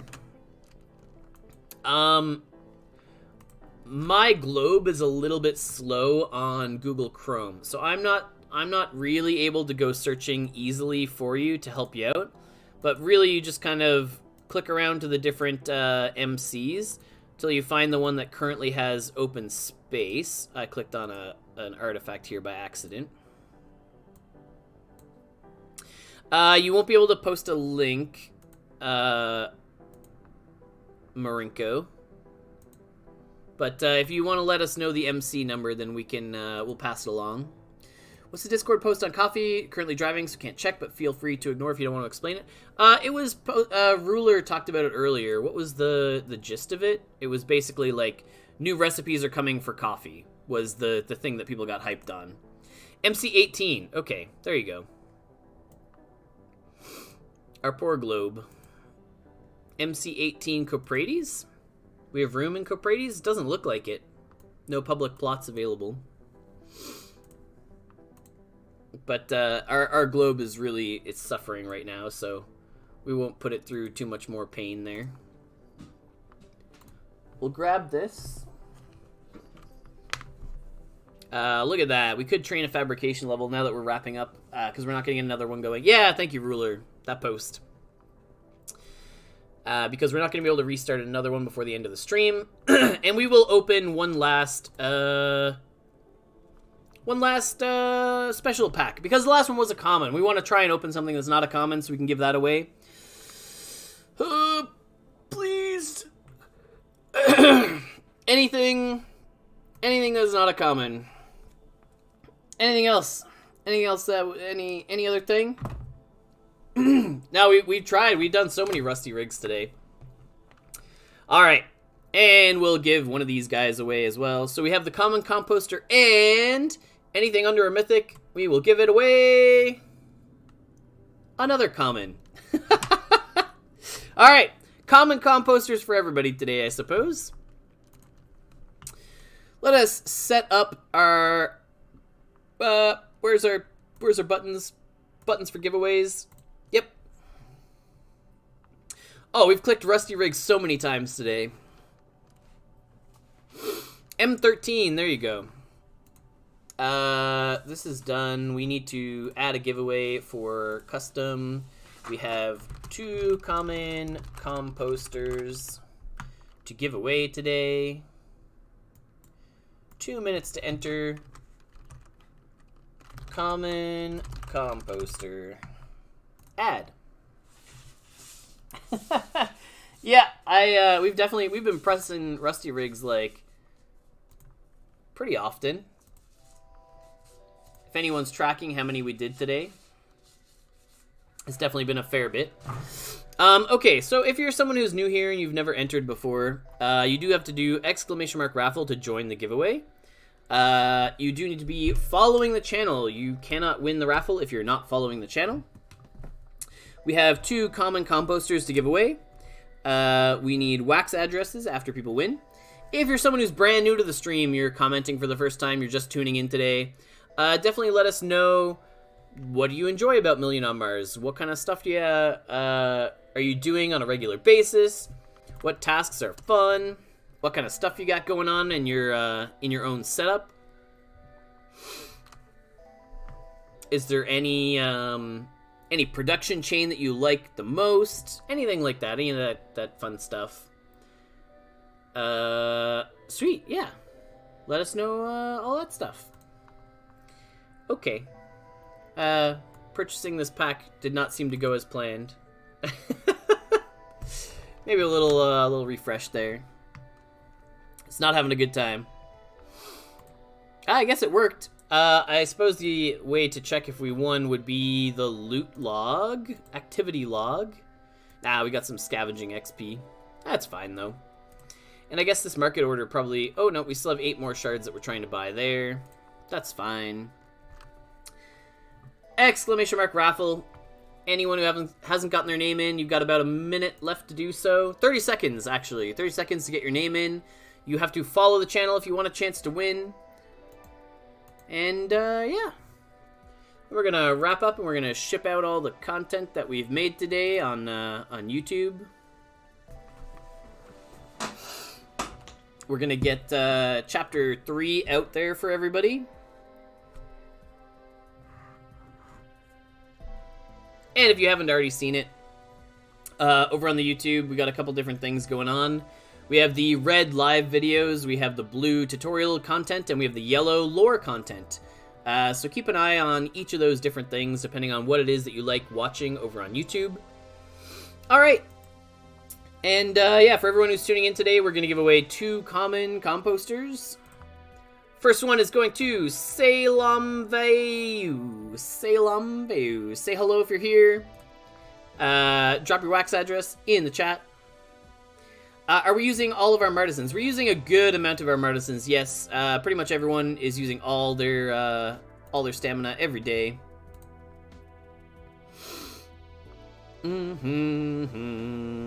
Hey, someone who's been around for a fair amount of time. Asked some questions back in March. Happy to have you. Welcome to the stream. Drop your wax address in the chat, and we'll make sure we send you that common composter in-game.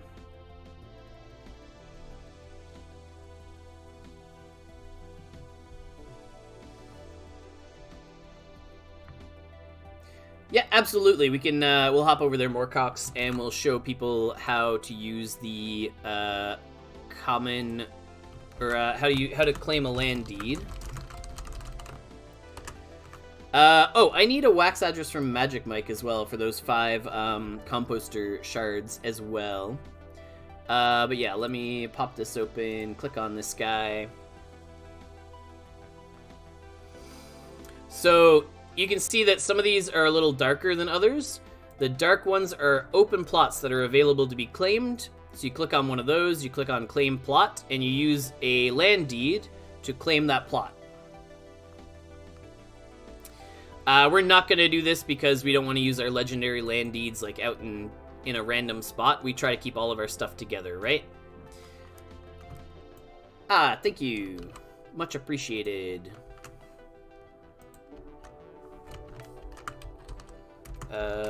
You are 5 common composter shards for guessing correctly on our roll there. We're gonna head back to our plots. Yeah, and it'll ask if you want to put it on Wax or Solana. Okay, and one last winner for another common composter is... Hey, Samantha, congrats! Is that 2 weeks in a row? I think, did you won something last week, right?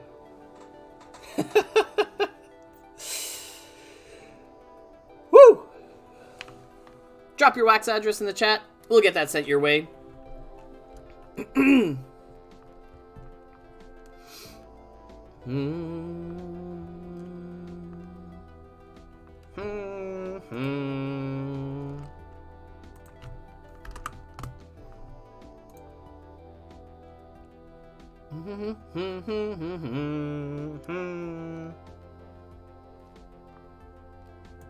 Yeah, send us your Wax address. We'll get that all figured out and sorted. I don't think we're training anything else or doing anything major before we call it a day today. I think everything else is more or less done. We don't really have any Martisans left with any stamina. Everyone's tapped out. Everyone's been fed. No one needs food. All of our glitter's been claimed. Finished just in time for the US game. Hey, there you go. Alright, so we'll get... I think we'll be able to track down... Yeah, there we go. Do this guy. That's fine. Alright, perfect. So thanks everyone for tuning in today. Really appreciate everyone coming and hanging out. If you haven't already, make your way over to the YouTube. Really good content over there. Like, the yellow, the red, the blue, the new color scheme of like what content you want to consume being like very clearly labeled and colored makes it super straightforward now. Shout out to our fantastic new graphic designer for coming up with all of that stuff. If you haven't already, make your way over to the Discord. Come join the community. Super friendly people. Fantastic group over there. Love hanging out with everybody. And if you haven't already, make your way over to the Cheese Discord at some point. We're watching movies tonight and playing poker, as we do every Friday. Another really friendly community, great little team to be a part of. All right. Thank you, everybody. I hope everyone's having a fantastic Thanksgiving if you're from the U.S. and an amazing weekend if you're from anywhere else. Not that you can't have an amazing weekend if you're in the U.S., but do what you can. All right. We'll catch everyone next Friday, and hope everyone has a great day. All right. Later.